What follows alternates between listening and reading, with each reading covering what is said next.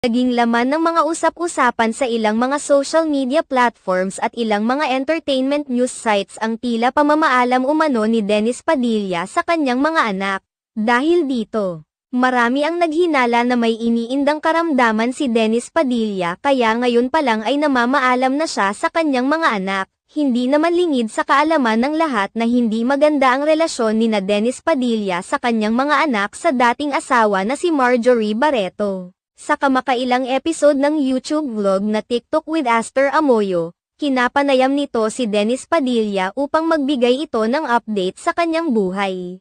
Kabilang sa kanilang napag-usapan ay ang patungkol sa relasyon ni Dennis Padilla sa kanyang mga anak at ang relasyon ng kanyang mga anak sa isa't isa. Ayon kay Dennis Padilla, maayos naman ang relasyon ng kanyang mga anak sa isa't isa.